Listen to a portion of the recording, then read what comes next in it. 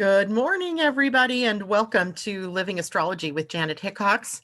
Grab your cup of coffee or your tea. I forgot mine. It's sitting over there by the coffee pot. And sit back and let's chat about what is happening in the stars above. I got to show you my new toy because I realize that I don't drink enough water, mostly because I do so much talking. I bought this new keg sort of thing to remind me to drink a gallon of water a day. Look at what it says. Good morning. Hydrate yourself. Remember your goal. Keep chugging. Feeling awesome. Don't give up. Almost done. And you did it. Almost finished. And you did it. So this is my new reminder. And then yesterday I had that finished up by about 5:30 in the afternoon. It's a good thing I went home. I work at home because the bathroom was my best friend. But amazingly enough, I felt like rejuvenated, right? Water, amazing. Who knew, right? That water could be so powerful. And yes, so there's that. I forgot my coffee, but I've got my water.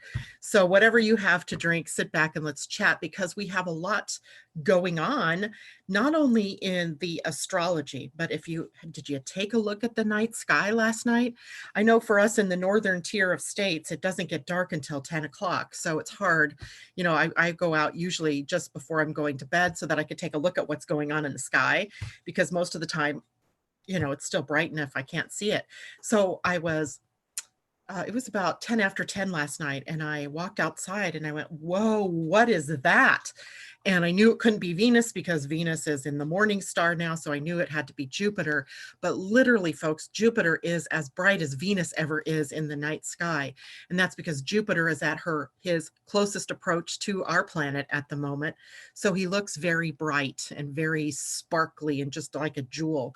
And if you are dark enough, if it's dark enough in your neighborhood, and you look just to the left and a little below Jupiter, you'll see Saturn. Saturn is like a golden light, but he pales in comparison to Jupiter's beautiful brightness right now, but certainly is a joy to see. And wouldn't you know it, just before I went on air, like I swear, just a second or two before I went on air, I saw that there is something else that we might be able to see in the sky tonight, depending on if you're in a dark enough place. And that is just below to the southeast of Jupiter will be a very dim star, but that isn't a star at all. It'll be the planet Pluto, right? Also Pluto coming in close enough for us to be able to see with the naked eye. Now, of course, if you have a telescope or a long lens, telephoto sort of camera lens, you'll be able to see it even better. But I mean, how spectacular, right? And then on top of that, a comet to boot. I saw some beautiful pictures from, I think it was Humboldt County in California. I think it's close to the ocean, so the view was a little clearer. And oh Lord, what a beautiful sight. I know I'm going to have to go out there and see it. It's due to be at its brightest and its closest on July 22nd. So that's next week, right after the new moon. So it'll be dark in the sky. And you should be able to see Comet Neowise. Now, I yesterday got an article sent to me. One of my followers in YouTube, Joanne Hutt, I think it is. And thank you, Joanne, for sending this to me. Sent me a link to a YouTube video that, frankly, the YouTube video I couldn't follow. It was just too much. But in the description, there was a link to the article about Comet Neowise. And I didn't get to finish reading that article, but I will post it later for you all if you want to read it.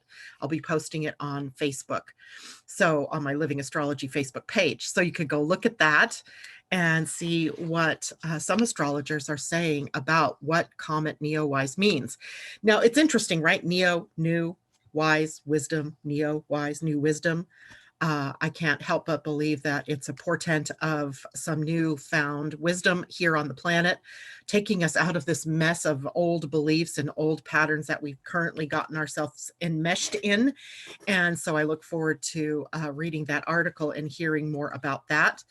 And on top of that, we have a lot astrologically to look at this morning.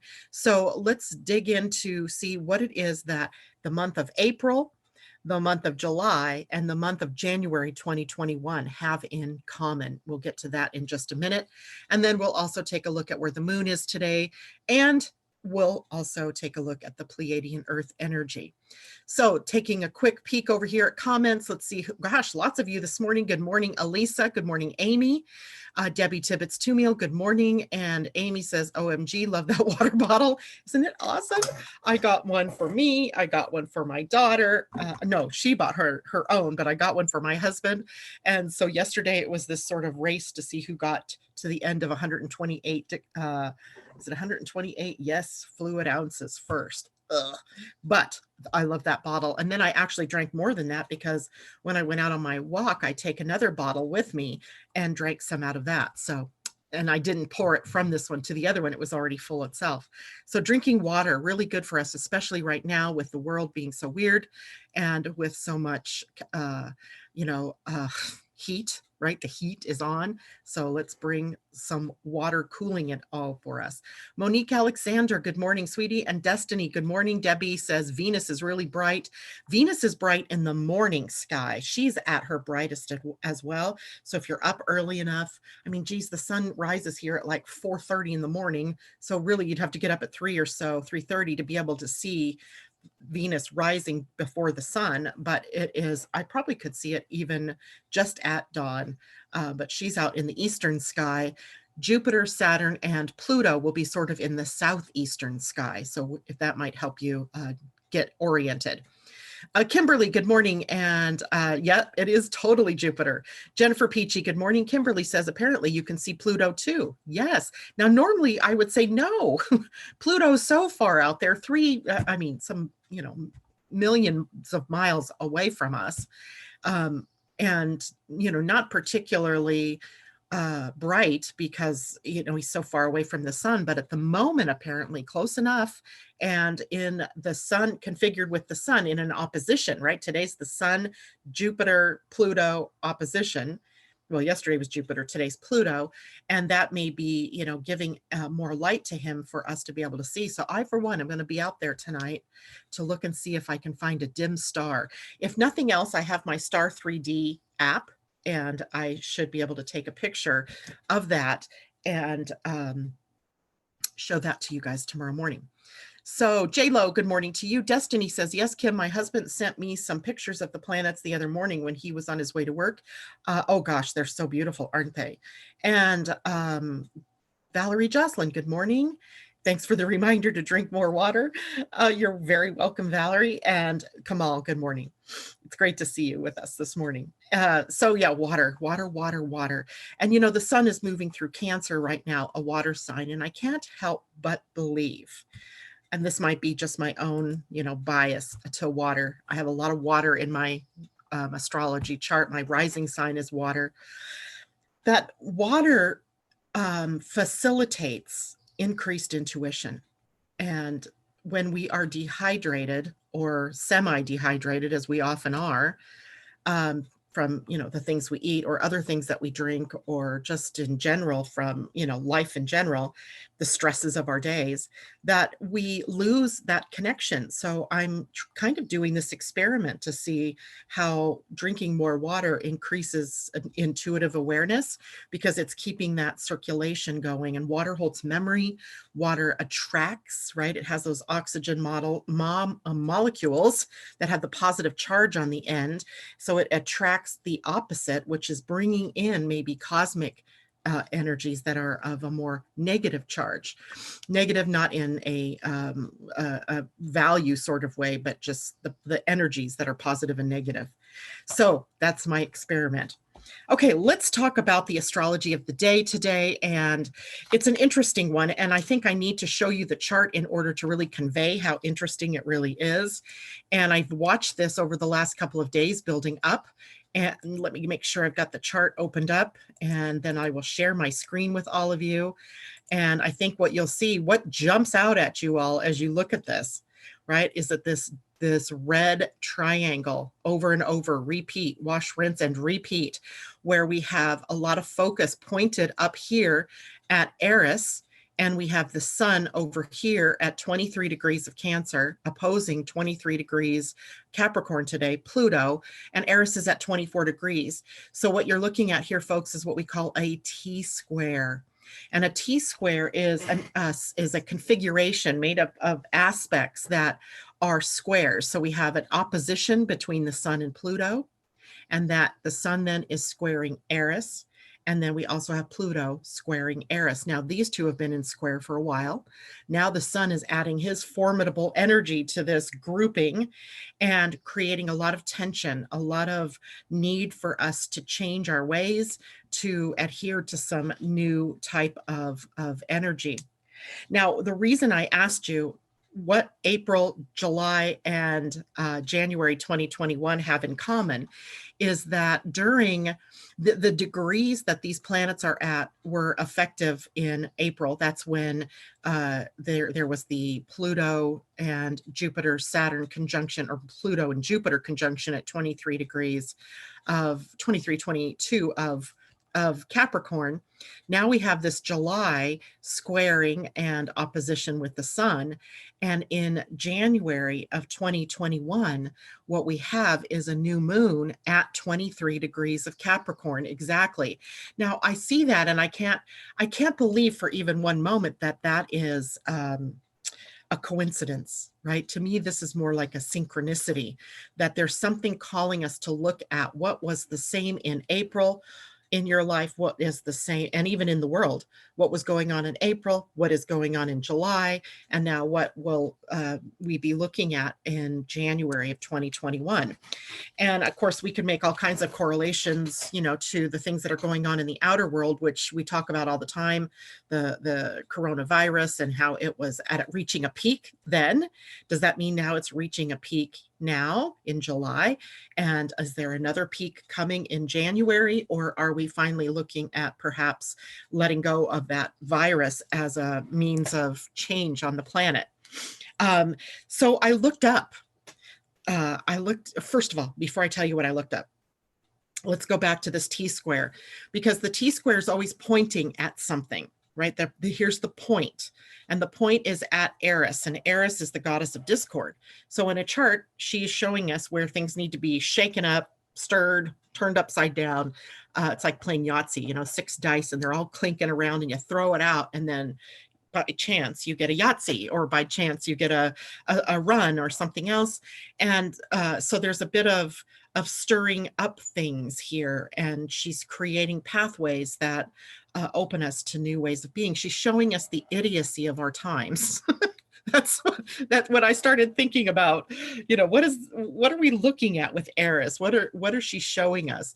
You know, she's showing us where, for all of our technological advancements and all of our thinking how mature we are as human beings on this planet, how much, you know, better we are than other life forms, at least on this planet.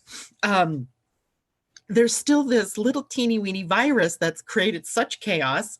There's this air of discord in everything, you know, between parties, political parties, between races, and between, you know, all things that you would think a mature society would have been able to move through at this point in time, or at least be able to handle as things pop up. But instead, it's like there's this maelstrom of energy that just keeps stirring and stirring and stirring. And, you know, I think at some point in time, we're going to have to step back, and we're going to have to go, what on earth are we doing? Right? Where's the sanity? Where is the, where does the crazy end? So the T-square here may point us in a direction of where it's really crazy.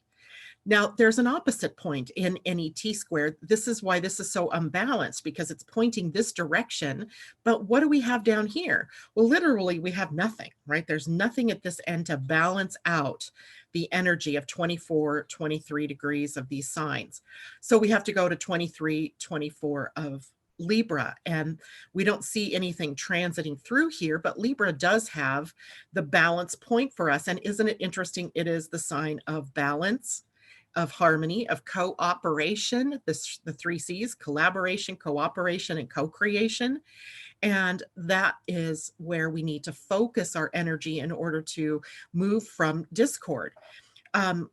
And, you know, unfortunately, we don't control the powers that be or the people out there in the world, but we can control our own selves, our own responses to all of this. So this empty spot here is where we need to focus to bring the balance. So we have the opposition of the Sun and Pluto. We'll talk about what that means. We'll talk about what these two squares mean.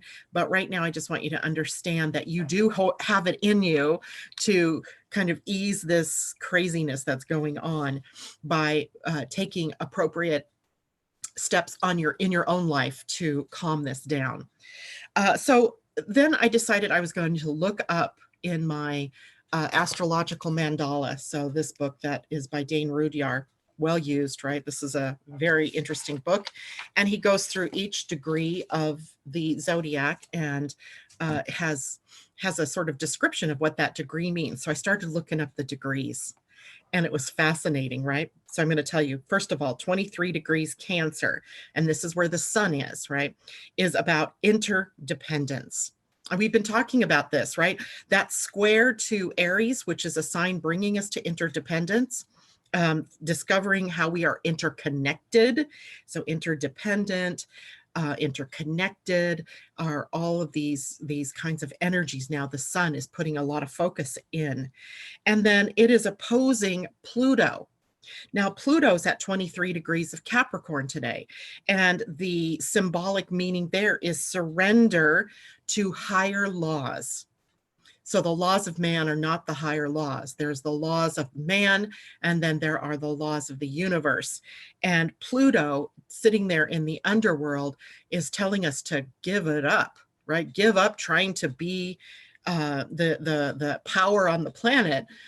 Surrender to that higher power or to higher ways of being, to the higher laws, the universal laws. And then just for the fun of it, I looked at Eris, and she's sitting at 24 degrees. So she's a degree away, you know, but still that's bullet burn, right? That's so close. And what is she sitting at? A degree that represents revelation of new approaches. So here we have the possibility for new, right? Out of the discord, you know, throwing in the hat and saying the old isn't working. So let's try something new, something exciting. And so we're surrendering on one hand, we have new approaches on the other, and with the sun, we have this interdependence. So then I looked at Libra just for fun, right? Because it was an incomplete picture until I really looked at where the balancing point is. And the balancing point degree is about mutation, new responses to what life is showing us, what life is providing us. So in your personal life, if you have been struggling with something, and we all have, you know, in some place, some way in our lives, we're struggling with something. This is a very clear call to change up the dynamic, right? To let go because you're insane, right? You're psychotic. Doing the same thing over and over again, but expecting a new result is the very definition of insanity. So here we have to create new responses to life through mutation. Now, mutation in and of itself is happening with or without your knowledge, right? That is a sure fact, right? Our cells are always in a state of mutation. Life is always changing. Mutation, it's just another word for change. It's another word for evolution, perhaps. It's another word for spiraling into higher consciousness, for ascension, right? We could do another word. So there are all kinds of words here that we could apply, but the meaning of it all is about change and what is it that you're willing to change. All right, so now let's look at Sun opposing Pluto and what it might mean in your chart.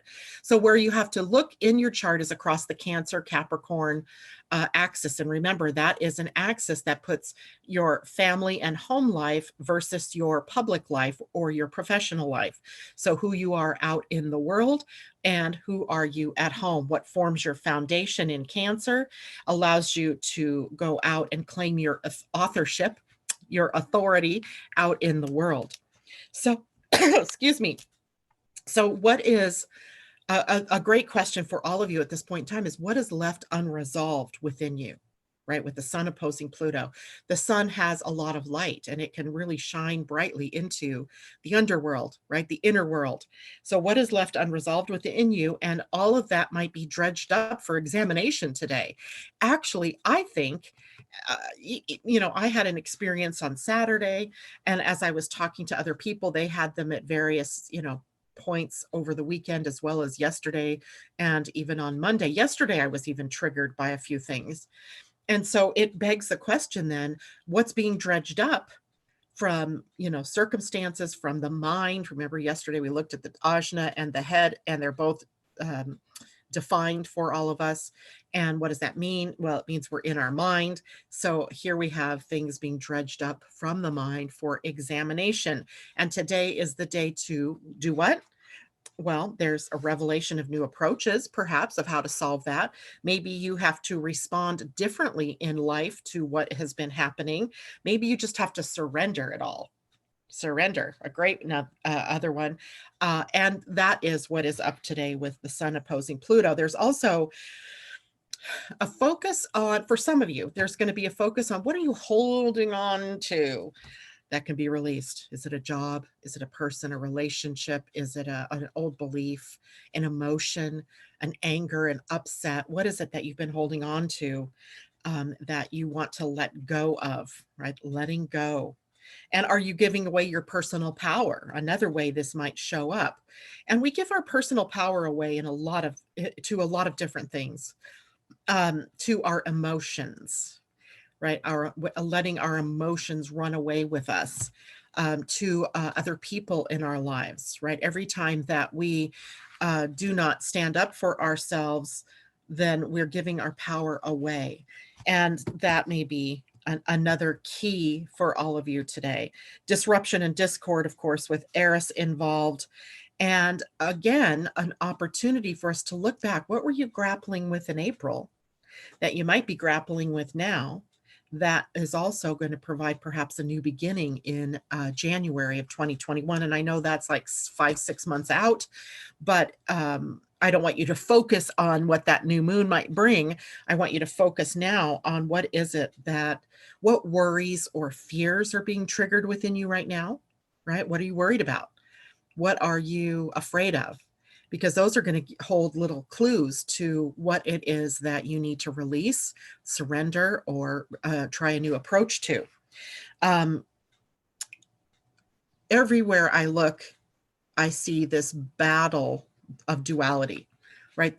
So we're in a way personally battling our own personal demons, right? What's going on within you. But we also see it modeled to us in the outer world, right? The light versus the dark, and just oppositions, right? So here in this opportunity with the sun in opposition to Pluto, we get this opportunity to listen deeply within, listen to the whispers of your intuition, or the screams. Either way, your intuition could be screaming at you, your intuition could be whispering, but whatever it is, it has something powerful to say, and it's coming up from your soul. And it begs you to listen. And that's interesting because today is 11 listening in the Pleiadian-Earth energy. So we have two big themes here of releasing and of overcoming, worry and fear, and listening to our inner soul, to our inner voice. And in doing so, we have the opportunity then to change with this opposition how things are going to go in our lives. I love that, right? I just love that so much. All right, so I'm going to take a look over here at what people are saying. Is there questions going on? Jules DeLune, good morning. Great to see you. And Amanda J, good morning. Patricia Woods found us again. Yay, Allison, good morning. Destiny says, I need this book. Oh, yes, this book, Dane Rudyard, the astrological mandala. I'm going to go back to Zoom. Here we go. An astrological mandala, the cycle of transformations, and its 360 symbolic phases. It might be hard to find. This one is, certainly not brand new. And when I received this book, it was not new. I think I got it off at a used bookstore, maybe. Not sure. do an Amazon search, maybe you can find it. But it's invaluable, right? It's invaluable. This is, Dane Rujar lived in a different time period, right? His way of speaking is completely different than our day-to-day speaking now. So it gives us insight into maybe, the 30s to 40s and 50s, how people were thinking about astrology. And I find it fascinating, but definitely worth looking for. Amanda Fabella, nice to see you. I love the way of looking at Cancer Capricorn axis. A couple of weeks ago, in fact, I might put that up for posting again today. We did a video, I did a morning show on the axes, right? And because everything in astrology, it has its opposite, just like human design, same thing, right? We could say something is or isn't, expresses this way or that way. So we looked at all of the axes in the astrology chart and to discover what is it that, that whole axis represents. So if I think about that, I'll put that up today.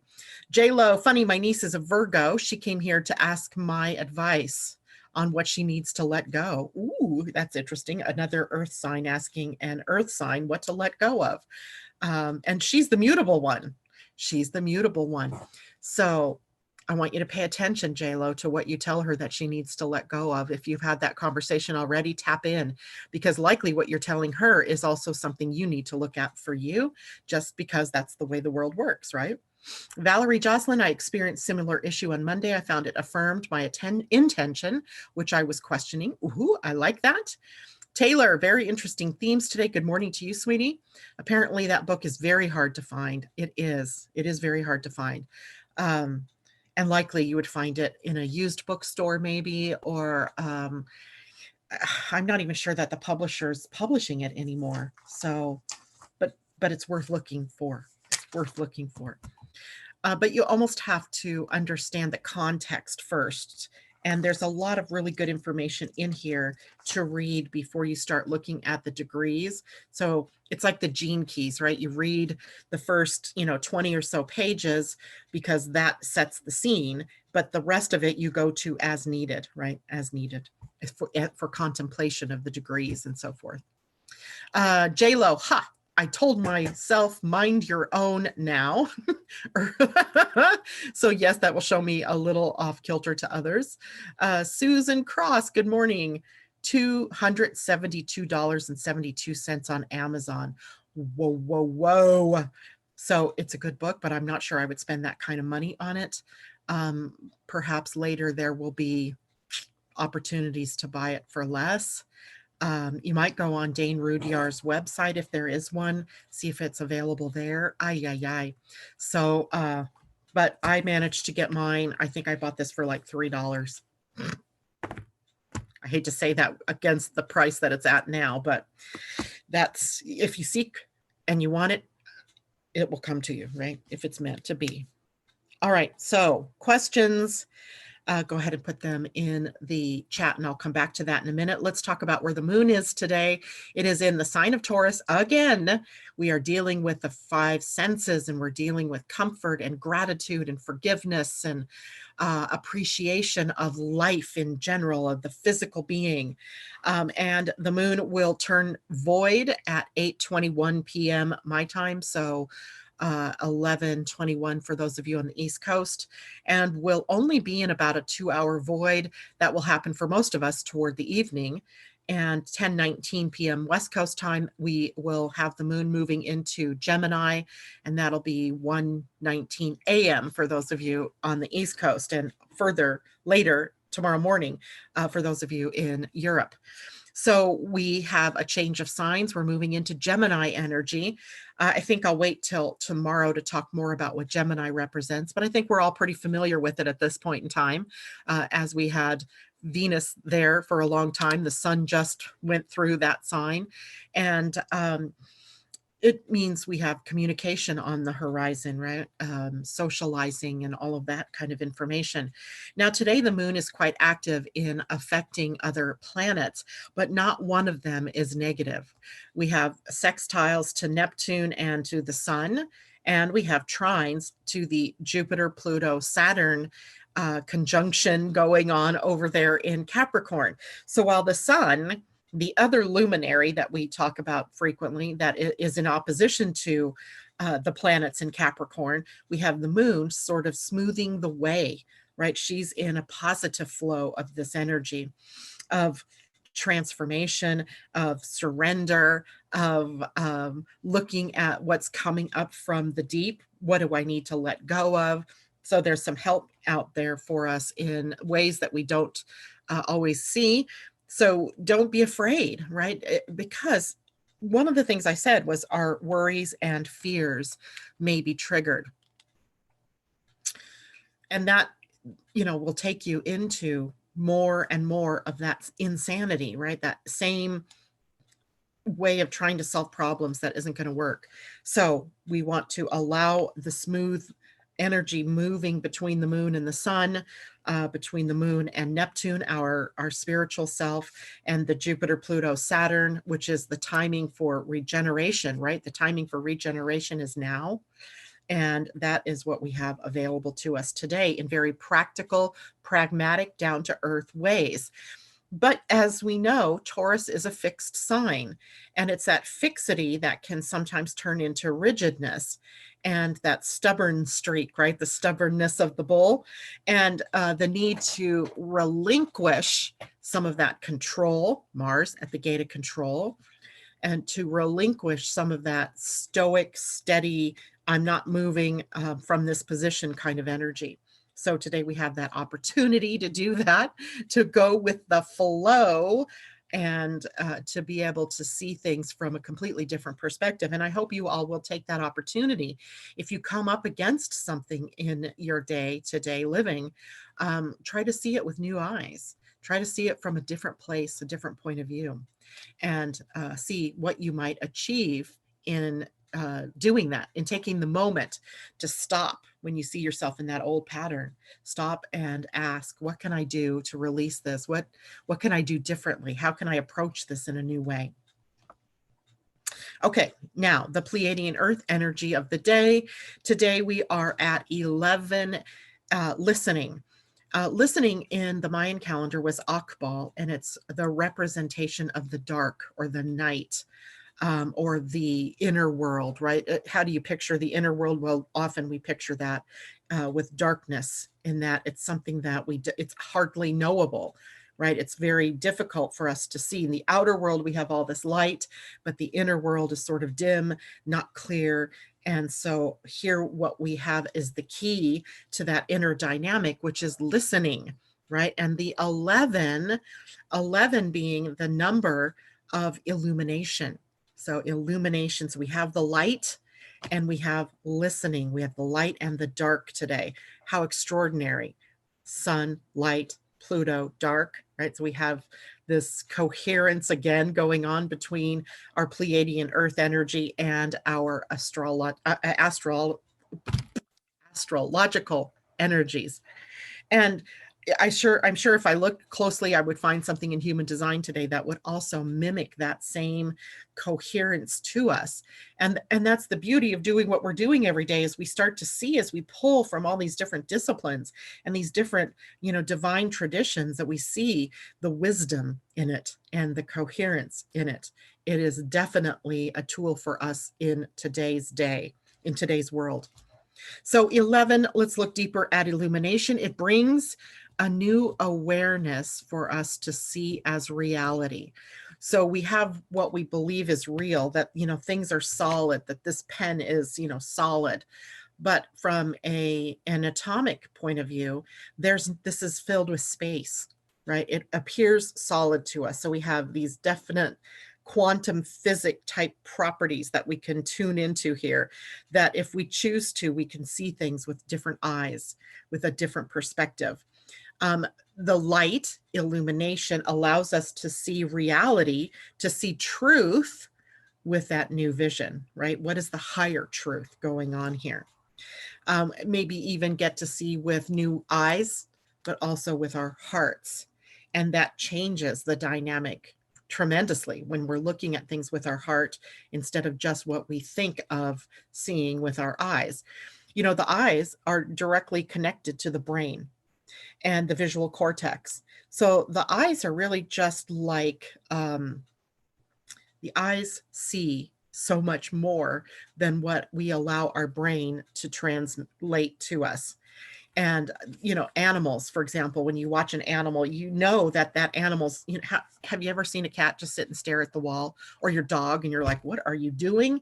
They're into something. They're seeing something more than what we allow ourselves to see.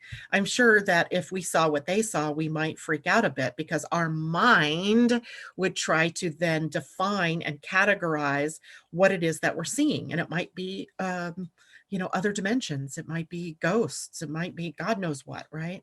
So our minds don't want to necessarily look at the real truth, but our eyes are geared toward being able to see that real truth. It's that connection, the crossover with the optic nerve to the brain that determines what it is we're going to see. So if we choose to, we can see with different eyes. If we choose to, we can move into the heart center and see things from a different perspective there as well. This is energy today. Illumination allows you to free yourself from whatever it is that no longer serves you, right? The old thoughts, the old lack of confidence, the old lack of self-worth, all of that does not serve you. The old sabotaging mechanisms that you have in your life, they no longer serve you, and it's time to let them go. And finding new ways to manifest light and love into our crazy world, right? That's your job as a person. Personally, we have the ability to manifest new light and love into the planet. And literally, that is one of the few things that we actually have the power to do, right? To change. We also have the power to change the way that we see things, right? How we interact with them, how we emote, how do we react to things. Instead of reaction, we can choose to respond. So there's a lot of power within us, and it can be manifested as light and love in the world, as opposed to the more crazy side of things. Not that we're not all doing our very best, right? I too fail miserably at times in this trying to see things from a different perspective, or elevate my thinking, ascending to this next level or to a different dimension and all of that. And I'm not even sure that that's something. I believe truly that we're all on this pathway. Some of us lagging behind, some of us right there in the thick of it all, and some people that are ahead of the game, ahead of the curve, but we're all heading in the same direction. I just want to do it consciously. And that's why I bring these things up to you, because I'm hoping that you too will consciously connect to the possibility that there's so much more here than what meets the literal eye, right? That there's so much more. All right, let's transition over to listening energy. Now, a need to listen deeply. That is primarily what happens on a day like today. That secrets can be revealed. What did I say earlier here, right? There are this secrets thing, this thing that we're not seeing on the surface that can come up today for us to see and to work with. And I'm looking down here at my page because I thought I wrote that here. Listen to the whispers from your soul, that they may indeed hold some secret information that you need, that's been hidden from you, or that you hid from yourself, that could be revealed today. So we're listening deeply for insights that lead us to new understandings, to new ways of being. This is a day to slow down and reconnect to the universe. Remember, Akbal, or listening energy, is the dark. It is that place of stillness. Mercury still at the gate of stillness in your human design. I knew I'd be able to connect it to something. So it calls us to that stillness where we can act from an increased or a higher sense of values, or from our higher integrity. So it's calling us again, right? Those same three Sun, Pluto, Eris that were revealing to us new approaches, and then begging for us to respond differently.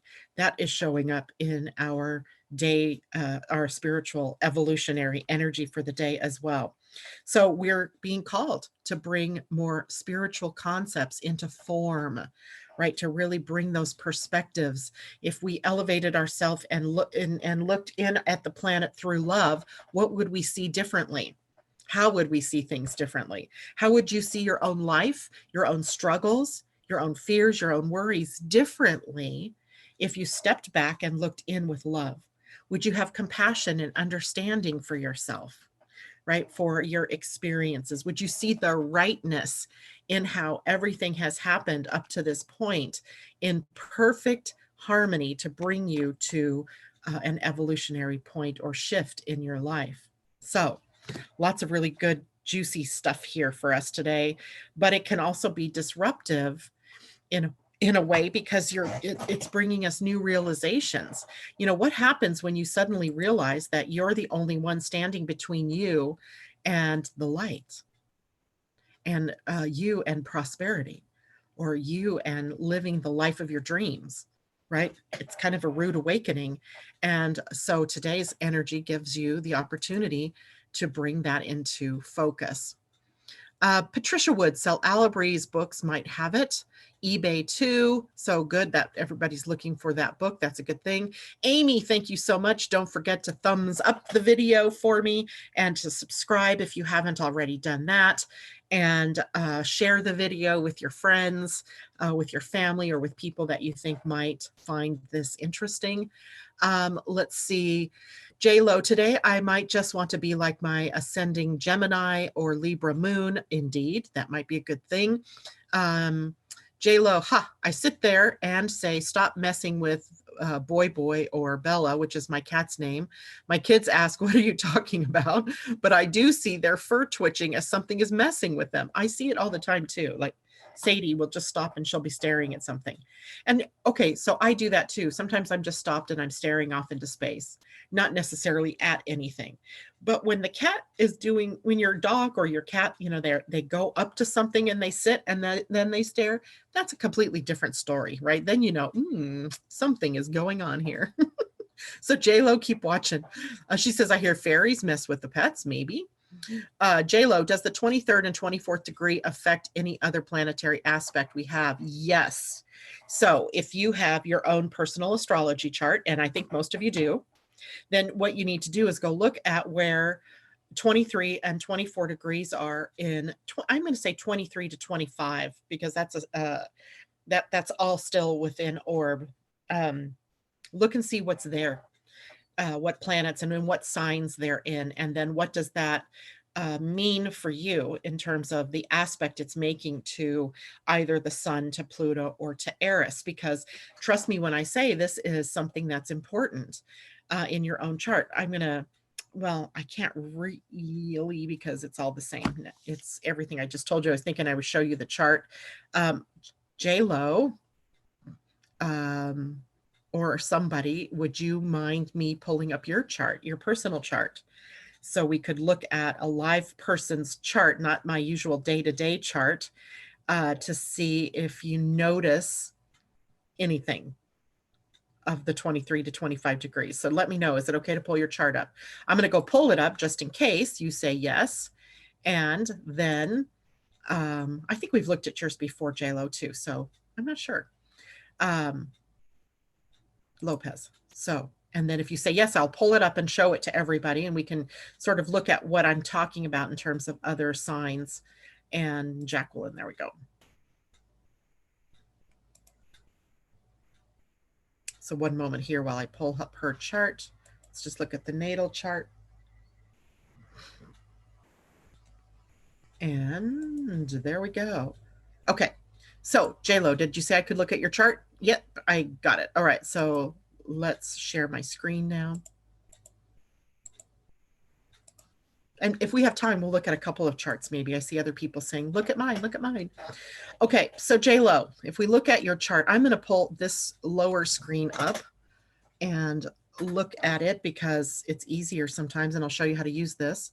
I'm going to zoom it up and go down here. Maybe I'll zoom it some more. Hell, when you've had great vision all your life and suddenly your near vision isn't as good. So if we look down this line of numbers in her chart, we will see what planets are between 23 and 25 degrees in her chart natally, because all I've pulled up here is the natal chart. Well, I see her part of fortune is at 25 degrees Scorpio. Her Chiron is at 24 degrees Aries, and we have a 21 degrees prenatal solar eclipse. I'm not going to worry too much about that one. That's too far away. The galactic center for everyone is right around 26 degrees of Sagittarius. It may be pulling in some information. So let's look at your natal Chiron right up here, your natal Chiron in Aries. And essentially then what we're seeing is by transit, let me see if I can add the transits here. Go back for one moment here.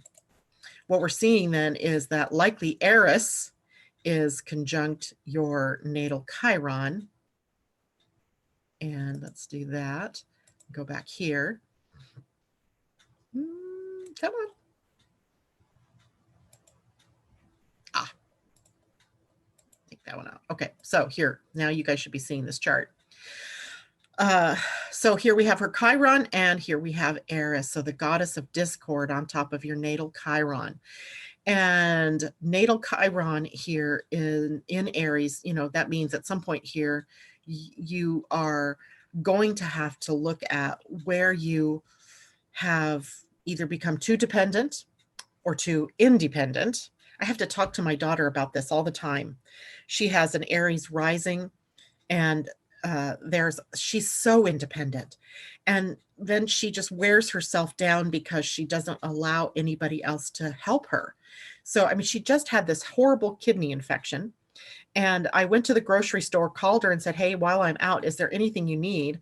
And she, you know, said, oh, it was like you could just, you know, feel her letting go because she knew she had to get some stuff at the store. She was actually going to go, even though she was in pain and so ill.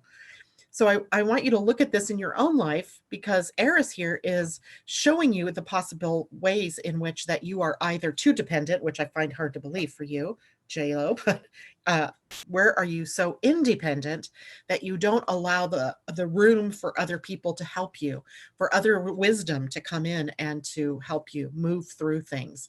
So for you, it may feel like the floor is getting ever further away from your feet, and that you might be feeling a little bit like you're in a free fall.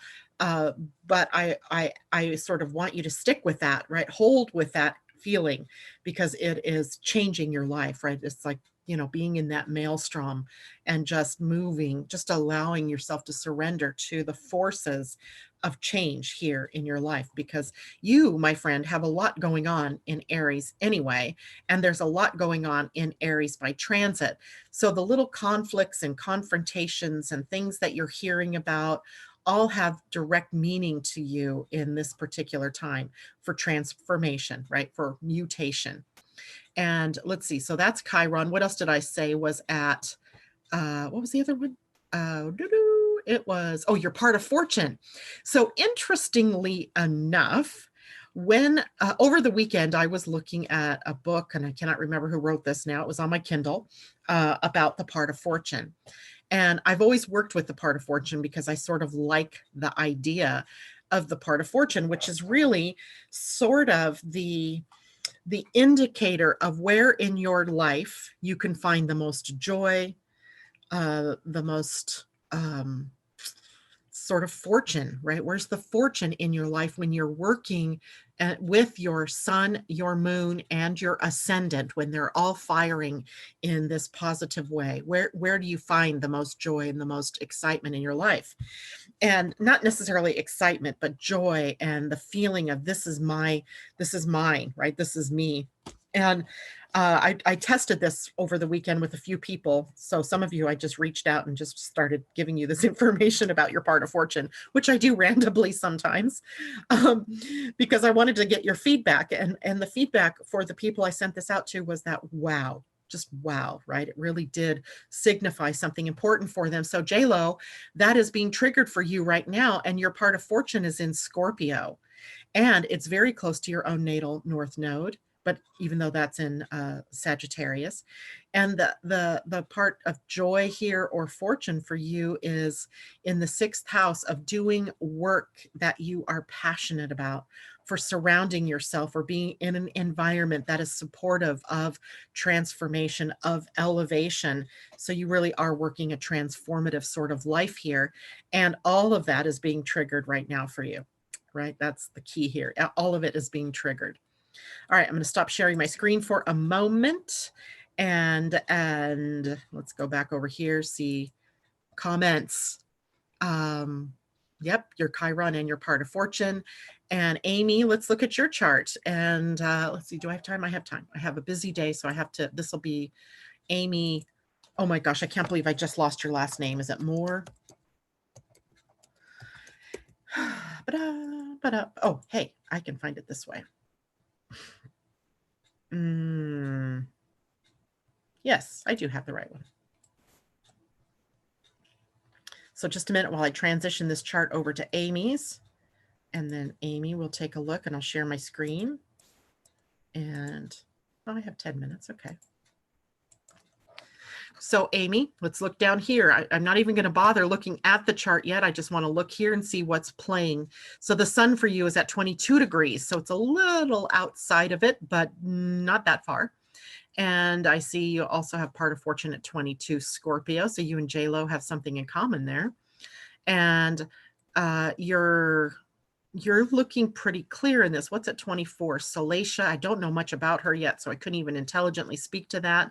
But in your chart in particular, since we don't have anything to connect it to, let's just look and see where Saturn or where Pluto and the sun are in opposition. So for you, it's across your 11th house and your 5th house.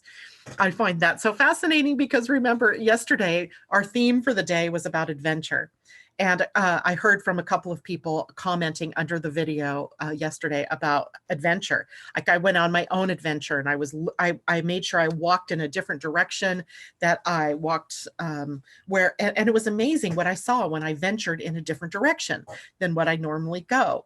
And so I posted up those pictures just to sort of say, look, on an adventure, I saw Mount Baker. I don't normally get to see her from this position that I'm on in this island.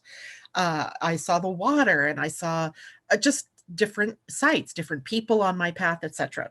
So then Amy, I saw a post that you put up about your adventure yesterday in finding a new apartment and taking the chances that, you know, you're going to find your own way here. And look at where your Cancer sun and your Capricorn Pluto are transiting through the 11th and the 5th house. The 11th house is shining a light on your hopes and your dreams and your vision for yourself, your aspirations, your goals, and who do you want to be in the world? And then Pluto over here giving you the chutzpah, if you will, to do it, right? To take on the adventure. This is a house, the 5th house is joy and play, pleasure, but it's also a house of taking calculated risks, of being risky enough, not like, you know, kill yourself kind of risks, but a risk jumping out there and having a little bit of faith and surrendering to the call of adventure, if you will. And that's exactly what was going on. And I think that this shows it's probably going to be a very transformational experience for you in your life. So good for you for doing that. Now watch for fear and worry to start creeping in. And how are you going to work with that, right? This is the other thing, right? Your hopes and your dreams are related to your expectations, to your intentions. So you want to hold the expectation lightly, but you want to keep affirming that this was the best decision you've ever made, that this is going to, you will be able to do this with ease and grace. And however you word that for yourself, that indeed validating this is the right choice and the right move for you to make. I think that's kind of fun. Okay, let me go back. I thought I saw somebody else that wanted me to look at theirs. Amy, my port of fortune at 29, Scorpio, big lessons in that area. Allison, Janet, what does the last 2 lines in the table of natal planets mean, i.e. AC, MC? So AC is your ascendant, MC is your midheaven. So the angles, right? The important angles. The AC is the rising sign. So it's the viewpoint you had on entering into the planet. The midheaven would be at the 12 noon position, which is the key, the gateway, the portal to your authority, to your outer world expression of your authority in the world. So that's what those 2 numbers mean. And is there anything else going on here? Kimberly, Amy, J-Lo, I started my vision bag. I have clothes packed, passport, wallet, luggage tag, new towel. I say I am not sure when and where, but I know it's coming. Ooh, awesome. Val, Jocelyn, can you check mine? I will let me see if I have your chart there, Val. I don't have that. Let's see here.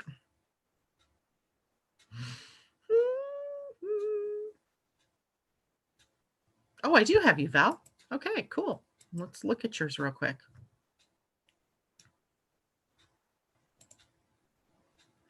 And let me share my screen again. All right, so Val, let's take a look here at, let's go down again and look at our numbers.